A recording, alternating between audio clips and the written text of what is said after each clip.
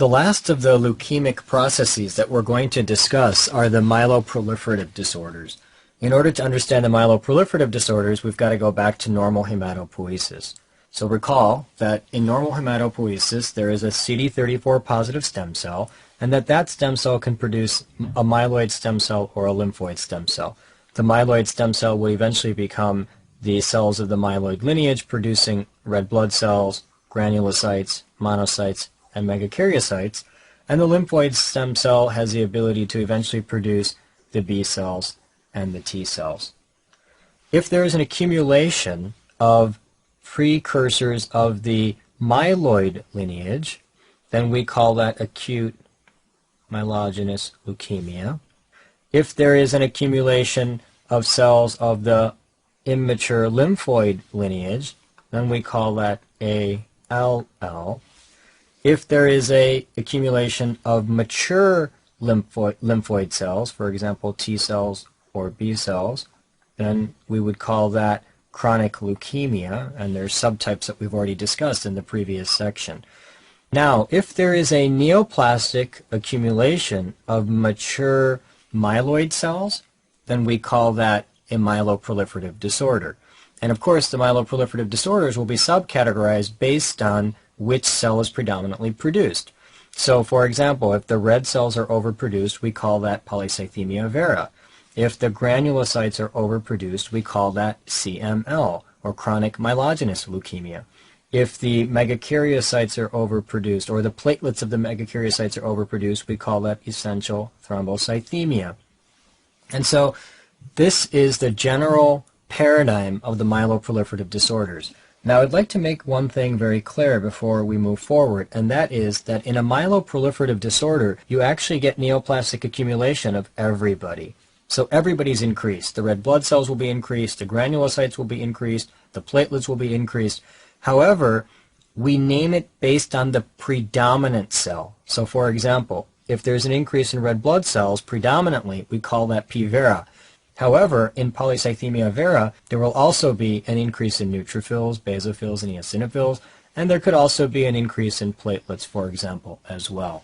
This then takes us to your text, which basically states many of the things that I've already mentioned. What is a myelodysplastic syndrome? A neoplastic proliferation of mature cells of the myeloid lineage. It's a disease of late adulthood, and it results in a high white blood cell count with a hypercellular marrow. Now, the white blood cell count is going to go up because there's going to be an increased production of granulocytes, and the granulocytes are counted in the white blood cell count. So I hope that that's clear. Cells of all of the myeloid lineages will be increased, as I've already mentioned, and it's classified based on the dominant myeloid cell produced, as I've already explained. Generally speaking, there are some complications that are common. There's going to be an increased risk for hyperuricemia and gout. The notion here is that when you're developing a ton of these cells, you're also going to be turning over a ton of these cells. For example, let's say that the patient has polycythemia vera. In that particular syndrome, they overproduce red blood cells. Obviously, every time you produce a red blood cell, you're producing a nucleus, and that nucleus has to be removed. Remember that the red blood cells have their nucleus removed. So every time the nucleus is removed and the nucleus is degraded, that's going to result in activation of the purine degradation pathway, and the end result of the purine degradation pathway is uric acid. So these patients can easily develop hyperuricemia and gout. Same thing with CML. There's going to be an overproduction of granulocytes. Those granulocytes will eventually die, and their nuclear material will need to be turned over, and it's the degradation of the purines that's going to result in hyperuricemia and a risk of gout. Another complication is that they can progress to myelofibrosis. This is called the spent phase, or the burnt out phase. Third complication is that many of the myelodysplastic syndromes can transform to acute leukemia. You've got mutations in a stem cell that allows the stem cell to develop and produce mature cells. However, if those mutations were to progress, you could easily arrest the stem cell in the blast phase, resulting in an acute leukemia. The first of these is CML, or chronic myeloid leukemia. This is a neoplastic proliferation of mature myeloid cells, as I've already explained. However, the predominant cell are granulocytes. One characteristically increased granulocyte are the basophils. And this is very important. If you recall from the very first lecture that I gave in this chapter, when we see basophilia, it's highly associated with chronic myeloid leukemia. And you're going to see why this is important in a few minutes as well. If we have a slide and we're looking at chronic myeloid leukemia, what we're going to see is an increase in the granulocytes. So all of these are clearly granulocytes. And we might even see some early precursor granulocytes within the blood. And then characteristically, as we can see off here in the corner, there's also going to be an increase in basophils within the blood, or a basophilia. CML is driven by a 922 translocation. And this 922 translocation results in a fusion between BCR and ABL. And this fusion results in increased tyrosine kinase activity. The increased tyrosine kinase activity then drives the overproduction of the neoplastic cells. Recall that tyrosine kinase is a signal transducer. It is an oncogene that has the ability to transduce the signal of growth to the nucleus, and so overexpression of tyrosine kinase would result in overgrowth. The first line of treatment is imatinib, and imatinib basically blocks the excessive tyrosine kinase activity. It's a designer drug that has been designed to specifically block this increased tyrosine kinase activity. In these patients, splenomegaly is common. In fact, you can divide CML into three phases. There's the chronic phase, the accelerated phase, and then finally the transformation phase where they develop acute leukemia. Now, in the chronic phase, they have an enlarged spleen, and that's common. If there is an enlarging spleen, that is that the spleen is actually becoming bigger, then that is a marker of the accelerated phase, indicating that the patient's disease is getting worse. And it usually heralds the transformation to an acute leukemia, which would be the worst complication that could arise from CML. Transformation to an acute leukemia, when it occurs, can result in either AML or ALL. And this is a very important principle in understanding CML. So I'd like to take a moment to highlight something. Remember that we've got a hematopoietic stem cell, and this hematopoietic stem cell can develop into the myeloid lineage, or it can develop into the lymphoid lineage. And one of the cells of the myeloid lineage are the granulocytes, and it's predominantly the granulocytes that are increased in CML. Now, when you think about where the mutation is in this particular disease, the mutation must be in a stem cell, because the stem cell is the one that has the ability to produce more and more granulocytes. So the mutation could either be here, in that this cell is mutated and is overproducing the granulocytes, or the mutation could be up here, in that this cell is mutated, it's overproducing the myeloid blast, and then the myeloid blast is overproducing the granulocytes.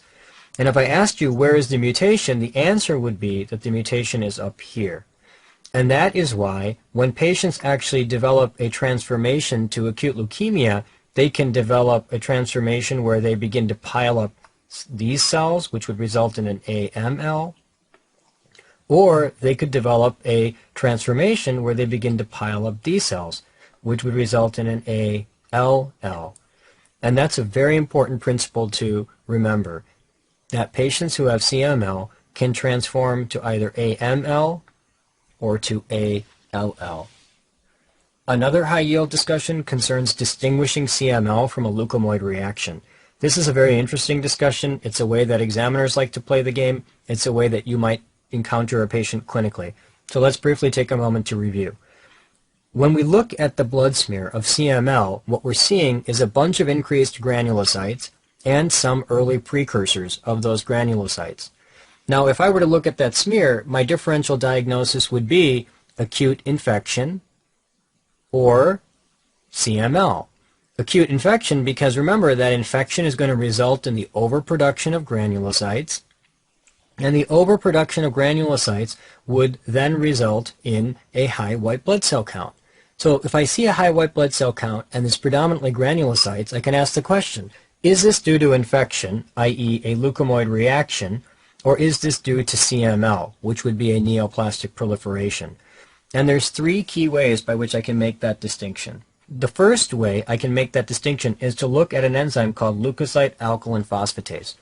Leukocyte alkaline phosphatase is an enzyme present in the secondary granules of granulocytes. And leukocyte alkaline phosphatase is an enzyme that's useful for the purposes of inflammation. Now, cells that are arising due to an inflammatory process, a leukomoid reaction, would be leukocyte alkaline phosphatase positive. And that makes sense because those cells are being generated to fight an infection. However, cells of CML, which are neoplastic, have no intention of fighting infection. They're basically having a party, a neoplastic party, and so they would be LAP negative. So it's very important to know that the CML granulocytes are leukocyte alkaline phosphatase negative, as opposed to those in a reactive condition like inflammation, in which case the leukocyte alkaline phosphatase would be positive. Another important distinction would be the presence of basophils. If the patient has an infection and gets a high white count with a left shift and has a predominant neutrophilic leukocytosis as a reactive phenomena, the basophils will not go up. The basophils go up in CML, and that's why I've stated a couple times now so far that basophilia is highly associated with CML. The third way that we could make this distinction is to simply look for the translocation. In a reactive leukomoid reaction where we have a high white count with neutrophils due to infection, there would be no 922 translocation. If the 922 translocation is present, it is a defining feature of CML. The next disease that we want to discuss is polycythemia vera. Now, the idea here is that, again, you have a neoplastic proliferation of mature myeloid cells, especially the red blood cells. However, the granulocytes would be up, raising the white count, and the platelets would also be up. Very important that this particular disease is driven by JAK2 kinase mutation. That's super high yield for examinations, often shows up. JAK2 kinase mutation is what drives polycythemia vera. Clinically, the patients are going to get symptoms of hyperviscosity. Now, the idea here is that the blood gets loaded with red blood cells and becomes super thick. And so when it becomes super thick, there's a hyperviscosity to the blood, which then can create certain clinical findings. For example, the patients get blurry vision and headache due to the high hyperviscosity of the blood. There's also an increased risk of venous thrombosis. And can you remind me from Chapter 1 of our discussion what's a classic venous thrombosis that could arise in these patients? Very high yield for examinations. Budd-Chiari syndrome. Budd-Chiari syndrome is when you get a thrombosis in the hepatic vein, which then results in infarction of the liver. And the most common cause of Budd-Chiari syndrome is polycythemia vera. Another complication would be a flushed face. The blood can congest within blood vessels due to its hyperviscosity, resulting in a flushing of the face. And finally, these people get itching after bathing. And the reason they get itching is because along with the red blood cells, they also have extra mast cells. So one of the cells that's particularly increased in polycythemia vera are the mast cells. Now, the mast cells are loaded with histamine, and it so happens that when patients bathe, that can actually set off the mast cells to release their histamine, which then results in itching after bathing. It's a very classic symptom, especially, again, on examinations. The treatment of polycythemia vera is to decrease the red blood cell mass, and we do that by phlebotomy. Without treatment, death would usually occur within a 1-year period. A second-line treatment is hydroxyurea. One of the important states that needs to be distinguished from polycythemia vera is reactive polycythemia. Basically, the idea here is that if we have an increased red blood cell mass, the increased red blood cell mass or count could be due to a reactive condition. For example, let's say that the patient has lung disease, and because they have lung disease, they have hypoxia. And so if they have hypoxia, the SaO2 would be low, and as a result, erythropoietin production would be increased. And so if the patient has a reactive polycythemia due to lung disease, then we would expect that the SaO2 would be low, and that the erythropoietin, which is driving that reactive polycythemia, would be increased. Another way that we could get a reactive polycythemia would be if we had a tumor that ectopically produced erythropoietin. And the tumor that does that is renal cell carcinoma. That's high yield. So a tumor, for example, renal cell carcinoma, could ectopically produce erythropoietin, and in that case, the erythropoietin would be high, which would be driving that high red blood cell count, but the SaO2 would be normal because there is no hypoxemia in the patient. Of course, in polycythemia vera, there's no problem with oxygenation, and so the SaO2 is normal, and the erythropoietin would actually be decreased due to a negative feedback. There are so many red blood cells that the erythropoietin levels are decreased. And so this is very important to understand how to distinguish polycythemia vera from reactive polycythemia. Another of the myelodysplastic syndromes is essential thrombocythemia. In this particular disease, there's a neoplastic proliferation, again, of mature myeloid cells. However, the key cells are platelets. Red blood cells would be up, and granulocytes would also be increased, but the key cell are the platelets, also associated with a JAK2 kinase mutation. Very high yield to be familiar with. Here's what the blood smear would look like in essential thrombocythemia. You've got a ton of platelets. Another circumstance that could result in a very similar pattern would be iron deficiency anemia. Iron deficiency anemia can also have a lot of platelets associated with it. And so when we have a lot of platelets, we want to think about the possibility of essential thrombocythemia, but in the back of our mind, we should also think about the possibility of iron deficiency anemia.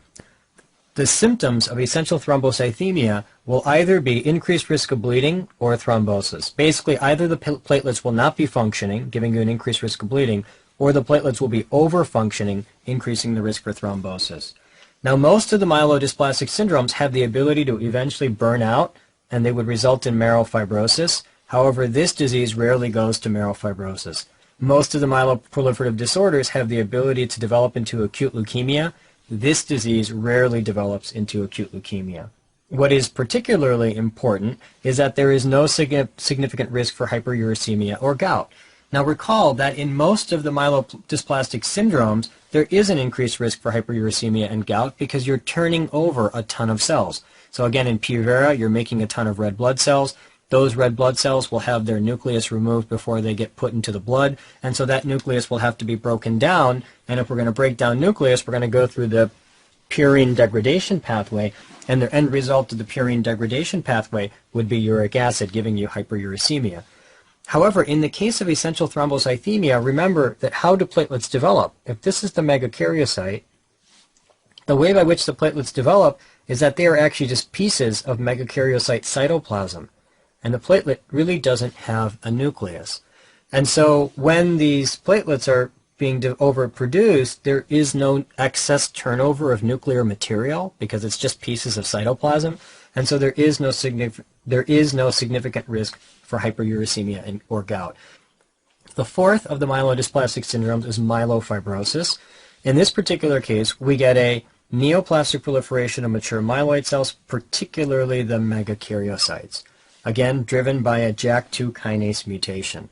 The megakaryocytes produce excess platelet-derived growth factor, and that platelet-derived growth factor then results in marrow fibrosis, which creates the classic myelofibrosis that we base the name of this disease on. Here's a picture highlighting the myelofibrosis. This is a spicule of bone, and we can clearly see that there's way too much fibrosis, pink collagen, deposited within this marrow space. All we should really expect to see in the marrow space is fat and bone marrow elements. However, here we're seeing a ton of fibrosis, and so this is the classic finding in myelofibrosis on biopsy. Clinical features of myelofibrosis include splenomegaly. Now the idea here is that once the bone marrow is fibrosed, hematopoiesis can no longer properly occur in the bone marrow, and so the stem cells basically remember or basically go back to the place where they used to make blood in the fetus, which was in the spleen or in the liver, resulting in extramedullary hematopoiesis. Now at the same time, because there's massive extramedullary hematopoiesis, the patients develop something called a leukoerythroblastic smear. And the idea here is the following. When blood cells are made in the bone marrow contains reticulin gates. What are the reticulin gates? They prohibit cells that are immature from actually exiting into the blood. So if these are the cells being developed over here, they won't exit into the blood until they're small enough to pass through these gates, which are basically made of a molecule called reticulin. In the spleen, when extramedullary hematopoiesis occurs, especially in massive amounts, we won't be able to prohibit immature cells from leaving the spleen, and so we get something called a leukoerythroblastic smear. Leuko referring to the white cells, erythro referring to the red cells, blastic referring to an increased number of immature cells in the blood. In association with the leukoerythroblastic smear, we would also see nucleated red blood cells. The other finding that's important to note is that these patients will have an increased risk of infection, thrombosis, and bleeding. Now, why would they have an increased risk of infection, thrombosis, and bleeding? Well, basically, the bone marrow is no longer able to properly produce your red blood cells, your white blood cells, and your platelets. And the vast majority of hematopoiesis is now shifted over to the spleen. However, the spleen is tiny compared to the entire bone marrow space. So the patients, although they are producing some extramedullary hematopoiesis, it's nowhere near what they actually need. And so there's an increased risk of infection, thrombosis, and bleeding. Here is a picture of a teardrop cell. And the reason why I included this in your text is to remind you that in myelofibrosis, there's also an increased risk of developing teardrop cells. The way I think about this is that although most of the hematopoiesis moves to the spleen, some of the hematopoiesis does remain within the bone marrow, and you can imagine that if this is the bone marrow, and the bone marrow is totally fibrosed, and there's a little bit of hematopoiesis occurring, as the red blood cells are generated in this fibrosis, they'll be stretched as they try to leave to get out into the blood, and when they're stretched, they'll be squeezed into these teardrop shapes. And so this slide I included here to remind you of what a teardrop cell looks like, and to also alert you to the fact that teardrop cells are commonly seen in myelofibrosis. And that concludes our discussion of myeloproliferative disorders.